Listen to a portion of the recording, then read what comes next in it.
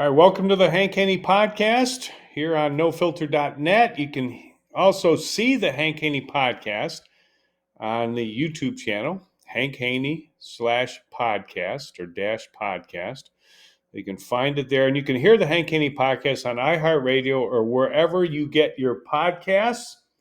The Hank Haney Podcast is brought to you by Bet Online, which is the world's most trusted betting platform and your number one source for everything online sports betting. Right now, you can receive a 50% free bet up to $250 on your first deposit to bet on anything from the Olympics to baseball to Formula One racing. Bet Online has every stat, every matchup, and even live odds and spreads while the games are being played. When the game's over, head on over to the online casino and get in on a game of blackjack or poker or unwind on one of the over 150 slot games. Head to the website today to get in on the action and use the promo code BLEAV for your 50% free bet credit on your first deposit up to $250. Bet Online. The game starts here. Go over there and check it out. All right, today's podcast, I want to talk about the Olympics. The big win by Scottie Scheffler. Phenomenal play. People talk about how the course was easy. You know, he shoots 29 on the back nine. Let me tell you something. There are no easy courses. I mean, there's courses that are less difficult than others. You know, it's like in golf. There are no easy courses. There are no easy holes. There are no easy shots. You can mess them all up. You know, they still had 18 holes, and Scottie Scheffler shot 29 on the back nine to win the Olympic gold medal, and you could see it in the award ceremony. It meant a lot to him. Very emotional for all the Olympians. I think the Olympics are a great golf event. I always say there's 4 real golf tournaments. I'm going to change that to 5. Okay, the 4 majors, obviously the Masters, U.S. Open, Open Championship, and the PGA. Those are the 4 real tournaments. You know, people talk about how LIV's exhibition, PGA Tour's exhibition too. 4 major tournaments that are real tournaments, and I would put the Olympics in there too. I think I thought when they went to the Olympics with golf, it was going to be big. I think it's getting bigger every year.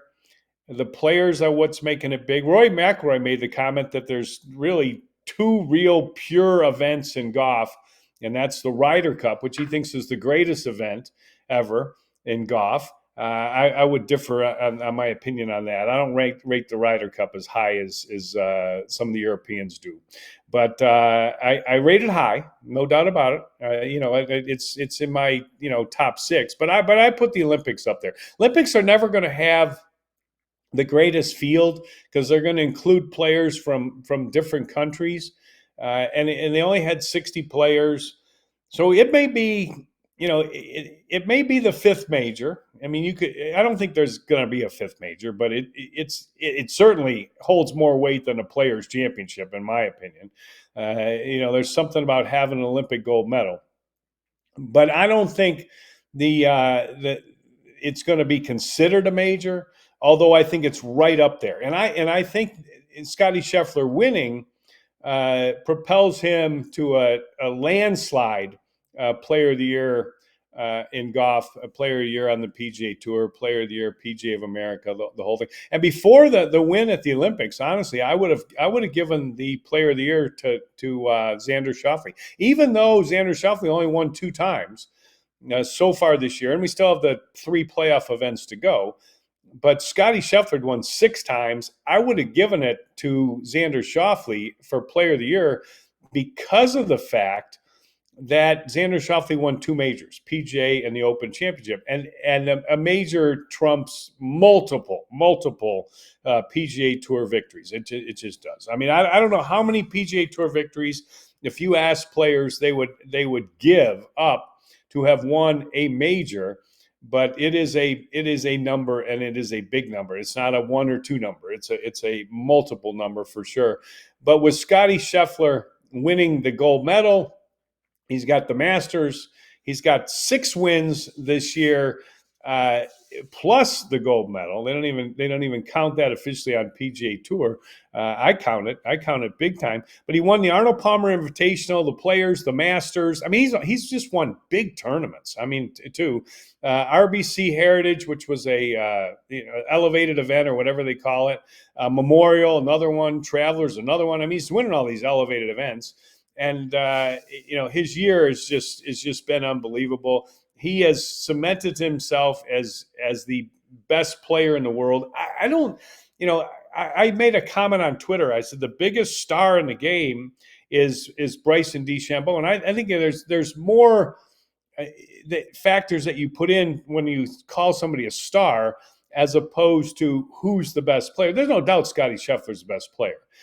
Bryson DeChambeau, with what he does on social media and what he has done with his performances in major championships this year, he didn't even play in the Olympics because, of course, they X'd him out of there because he's LIV, which would have been nice if he was going against Scottie Scheffler. Because who knows, he may have played and not even played good, but it would have been nice to have seen him have a chance to play in the Olympics. And hopefully, the next time around, 4 years from now, they'll rectify all this world golf rating stuff, and these guys will really get a chance to play and have the best players out there playing. Even if there's only 60 of them, they can still have the best, and they clearly didn't have that, leaving him off.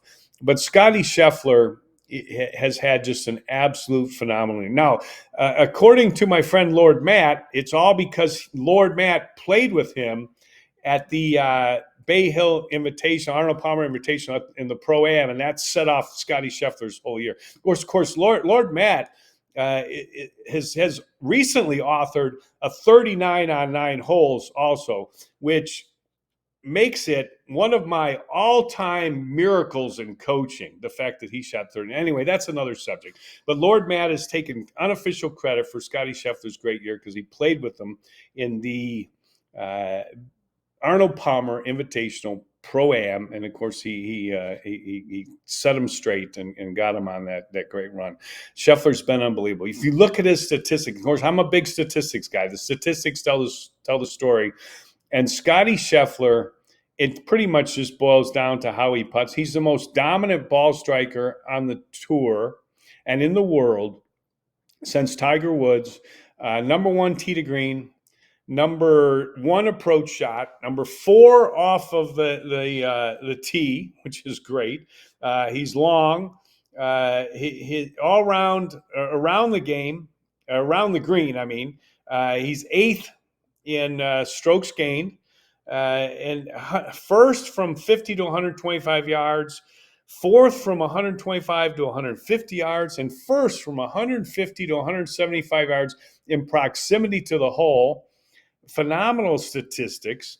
Here's an interesting one. He's 90th in putting, and he's 37th in 3-putt avoidance, which is better than 90th. That's a pretty good 3-putt avoidance statistic, considering the fact that if there's a weakness in his putting, it's from short distance, but from 15 to 20 feet, where he hits it a lot. I mean, he's the best iron player there is, and he's hitting it out there a long way, so he's got short irons into the greens, and he's second on the PGA Tour from 15 to 20 feet. So he's capitalizing when he has the opportunity. He's played in 16 events this year and made he made every cut, 14 top 10s. He's just been incredible, and he deserves Player of the Year.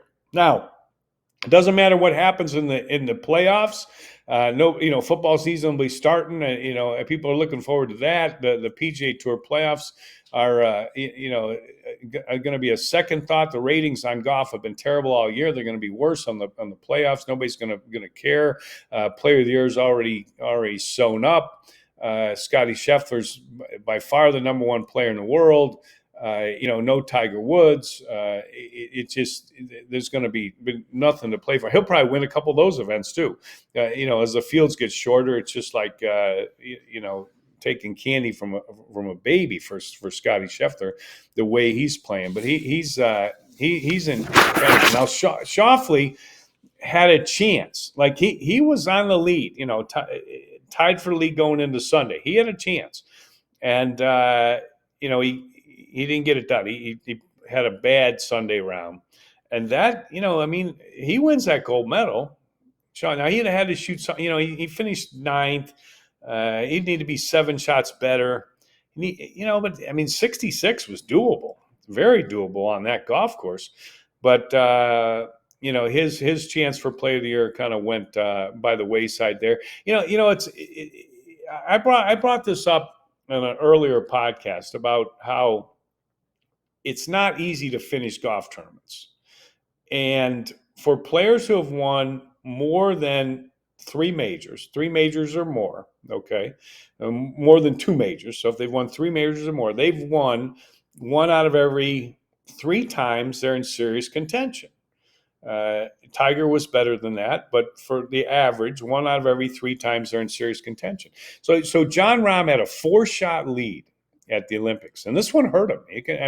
This kind of tells you what the Olympics means to players, because you could see the emotion with Scottie Scheffler, and you heard about the emotion with Jon Rahm losing that lead. It struck him pretty hard. I don't think it struck him like maybe Rory at the U.S. Open, but I think it struck him close to that hard, and it meant a lot to him.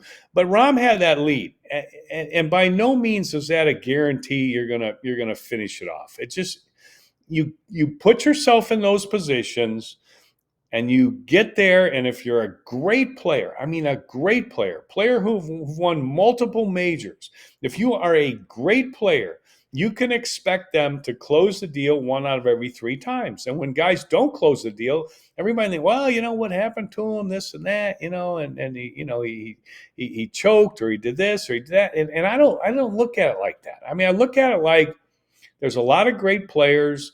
They're all playing well there at the end, and you're not going to win every time. And Rahm didn't win that time, and Schauffele didn't win that time either. But you know what? And Schauffele's, he closed 2 majors in, this year, and that's pretty darn good. His major record was incredible: 8th at the Masters. He was 7th at the U.S. Open, and then first at the PGA. But Scottie Scheffler, star of the show, and you know what? It's hard not to cheer. Both those guys are great guys. It's hard not to cheer for Scottie Scheffler. He's such a great guy, and is such a good person. You know what?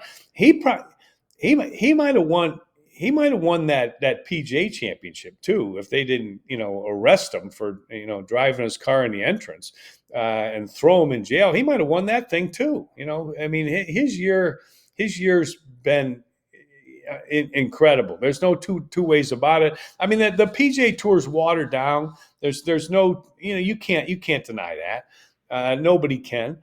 But his play would stack up against anybody in any era. He's that good. He's played that good. The one Achilles heel is putting, and when he putts decent, he's going to win. He putted more than decent at the Olympics. 29 on the back 9.